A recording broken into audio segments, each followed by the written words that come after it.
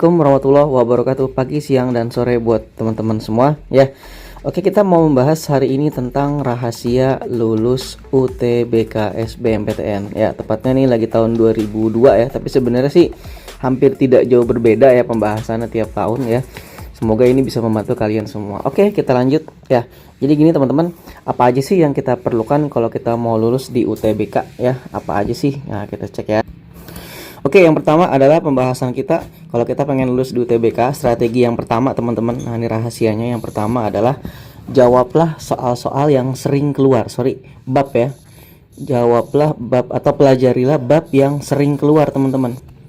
Jangan sampai kalian udah belajar capek-capek tapi ternyata bab itu nggak pernah keluar di UTBK tiap tahun. Jadi caranya adalah teman-teman kumpulin soal-soal ya. Jadi teman-teman kumpulin soal-soal yang teman-teman tahu ya, kumpulkan sebanyak mungkin ya.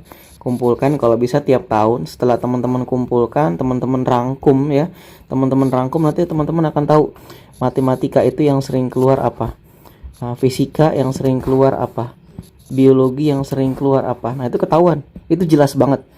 Makin banyak tahunnya makin bagus gitu. Misalnya matematika yang sering keluar misalnya inverse, misalnya ya. Fisika misalnya inverse, terus apalagi matriks ya, dan selain inverse lagi. Matriks ya. Misalnya matematika yang sering keluar misalnya matriks ya kan.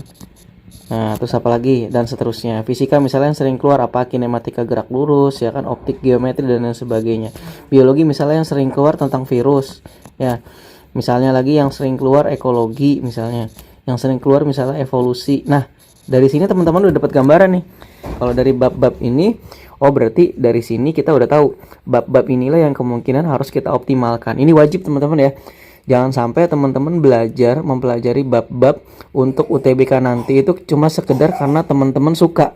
Nah, itu bahaya banget gitu. Jadi jangan sampai dilakukan. Jadi kalau bisa dari sekarang, kalau memang masih ada waktu ya, teman-teman kumpulkan soal-soal, tinggal download aja, cari di internet. Setelah ketemu, teman-teman tentukan bab-bab apa yang memang sering keluar dan itu teman-teman rangkum. Teman-teman rancang, teman-teman jadwal, ditarget sampai tanggal 17 Mei UTBK tahun ini ya. Itu teman-teman harus menguasai banyak bab-bab yang sering keluar tadi. Oke, itu yang pertama ya teman-teman ya. Pelajari bab yang sering keluar, teman-teman harus rancang sendiri. Nah, yang kedua adalah strateginya sering-sering evaluasi. Ini penting banget. Ya, ini sering-sering evaluasi ini penting ya.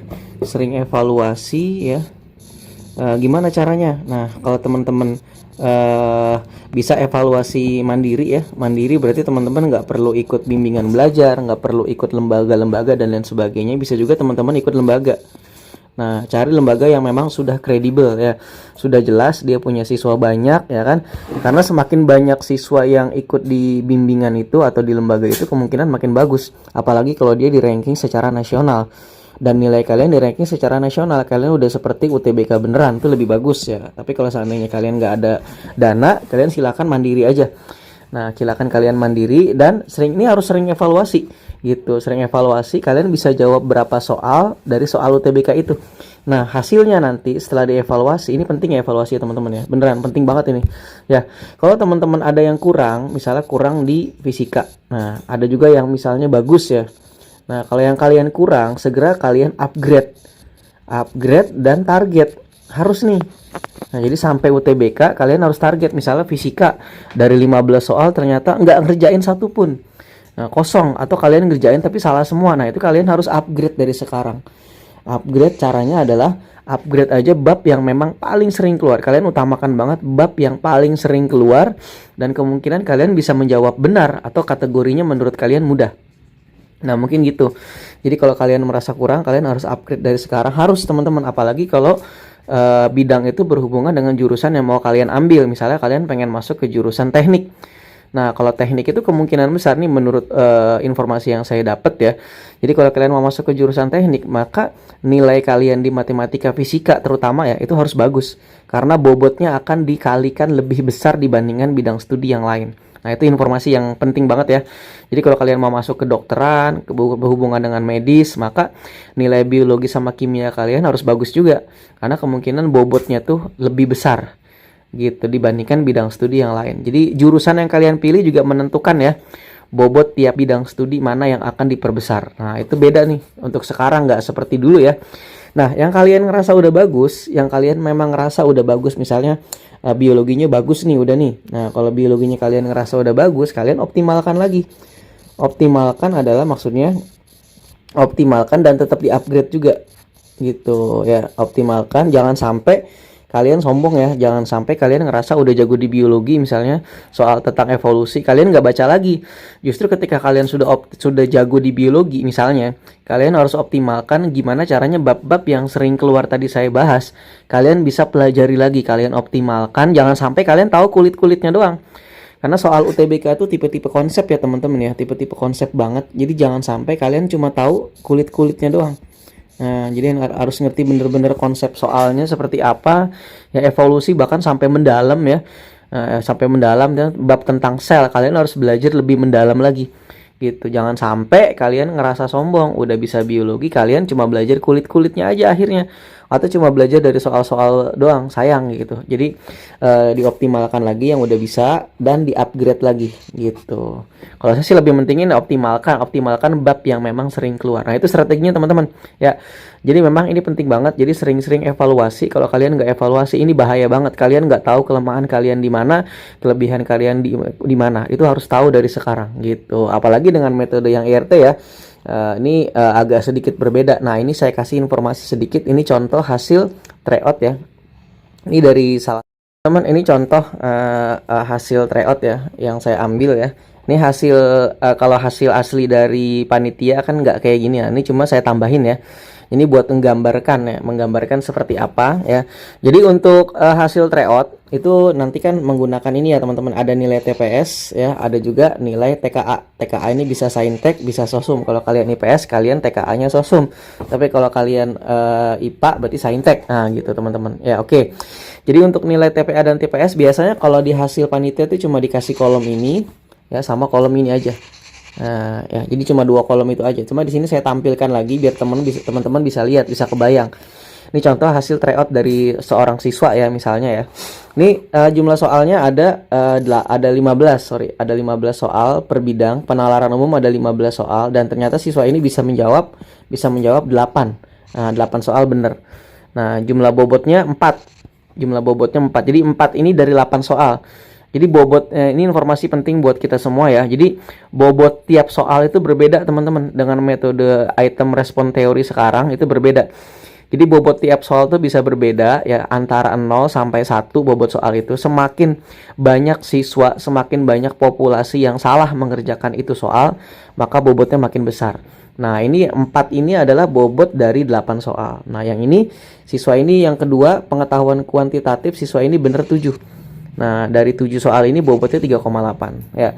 Penalaran umum dia bener 7, bobotnya 2,9. Beda kan? Padahal ini 7 yang kuantitatif kan 7 ya. Tapi bobotnya 3,8. Tapi yang pengetahuan dan pemahaman umum ini dia bener 7, ternyata 7 soal ini bobotnya cuma 2,9. Jadi nggak sama. Jadi tiap soal bobotnya akan berbeda. Dan mungkin akan berbeda juga bergantung jurusan yang kalian pilih seperti saya bilang tadi.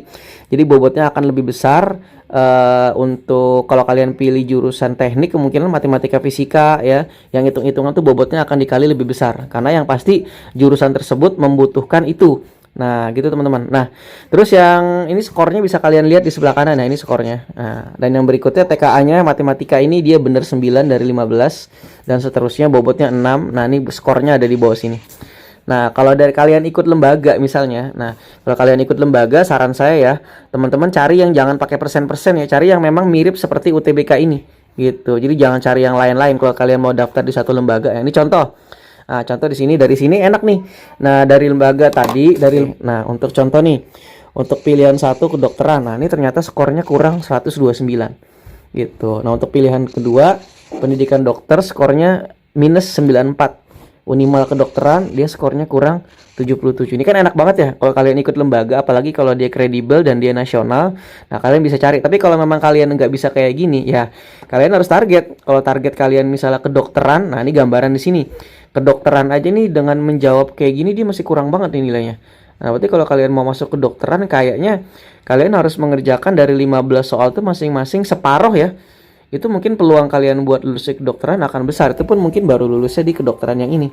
Nah, di Unimal gitu ya. Jadi saran saya buat kalian harus tahu kalian harus upgrade ya kemampuan kalian, jangan sampai kalian jawabnya sedikit banget. Ya gitu. Jadi tergantung jurusan yang mau kalian pilih ya gitu teman-teman ya. Oke. Nah, jadi ini penting banget buat evaluasi. Kalian harus tentuin target, jangan sampai kalian jawabnya sedikit banget. Nah, itu yang kedua teman-teman. Nah, untuk yang ketiga adalah apa yang perlu dilakukan lagi biar kita bisa lulus. Nah, yang ketiga adalah kalian lihat peluang terbesar gitu. Jadi cari kursi. Kalian harus lihat kursi dan peminat dan sesuaikan dengan kemampuan kalian dari hasil-hasil tryout tadi. Dari hasil-hasil ujian kalian ngerjain sendiri seperti UTBK beneran, cari soal, kalian kerjain sendiri, kalian bisa jawab berapa. Nah, kalau kalian misalnya dari 15 soal cuma bisa jawab 2, ya nggak layak kalian memilih kedokteran. Dari 15 soal kalian bisa menjawab sampai 8 atau 7 soal itu, dan itu merata di semua bidang studi, itu layak kalian untuk milih kedokteran gitu. Jadi kalau nggak layak, kan kalian bisa tahu dari situ. Jadi jangan sampai cuma keinginan semata tapi tanpa nggak realistis gitu. Jadi kalian kalau mau milih jurusan harus realistis. Nah, ini kita lihat gambarannya ya. Kursi dan peminat kalian bisa cek di ltmpt.ac.id. Oke, kita cek langsung ya teman-teman ya. Kita cek langsung di ltmpt.ac.id. Ini contohnya. Oke. Dari sini kalian bisa ngecek langsung ya. Dari sini kalian bisa ngecek langsung kalian mau milih jurusan apa. Cek di situs saya langsung teman-teman ya. Jangan di situs yang lain, di ltmpt.ac.id, pilih daftar PTN. Daftar PTN, terus kalian pilih misalnya nih, ini SBM ya, jangan salah lihat ya teman-teman, ini senam PTN ya. Nah, kalian pilih yang SBM. Nah, ini SBM PTN, contoh kita ambil yang paling atas, Unsyah misalnya. Nah, dari sini kalian bisa tahu nih. Nah, ini ada semua di sini nih. Nah, Saintek ada kedokteran hewan, ya kan, daya tampung 2002 99, peminatan 628. Kalian bisa lihat langsung di sini, kalian klik langsung. Setelah kalian klik langsung, kalian akan tahu di sebelah kanan di sini. Nah, ini dia kursinya.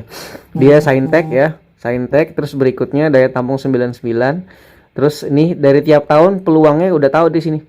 9, 10%, 12%, 23%, 16% ya kan. Di sini kalian bisa lihat persentasenya berapa dari sini semua. Nah, kalian sesuaikan dengan kemampuan kalian tadi. Gitu. Jadi gitu teman-teman ya. Jadi tips buat kalian kalau pengen lulus di UTBK SBMPTN ya. Yang pertama adalah pelajari bab-bab yang sering keluar. Ini ya, yang pertama. Bab-bab yang sering keluar. Nah, kalian rangkum, kalian target. Yang kedua, sering-sering evaluasi diri, mau lewat lembaga atau mau lewat ya secara mandiri ya. Kalian cari soal yang memang soal asli boleh, atau soal dari lembaga-lembaga lain boleh juga ya kan. Kan di mana-mana sekarang tryout mudah kan, teman-teman bisa cari tahu, teman-teman bisa ukur kemampuan. Jadi kalau kalian dari masing-masing 15 soal kalian cuma bisa jawab 2 atau 3 soal, target kalian FK ya, kalian pikir-pikir dulu, nggak mungkin lulus. Saya sih to the point aja ya teman-teman ya, nggak mungkin lulus. Dari 15 soal masing-masing kalian cuma bisa jawab 2, tapi kalian pengen kedokteran, nggak mungkin lulus. Gimana caranya Pak? Upgrade kemampuan dulu atau ikut tahun depan kalau memang waktunya sudah sangat mepet. Yang ketiga adalah lihat kursi dan peminat supaya realistis gitu. Realistis ya. Oke, gitu teman-teman ya. Semoga bisa membantu ya. Assalamualaikum warahmatullahi wabarakatuh.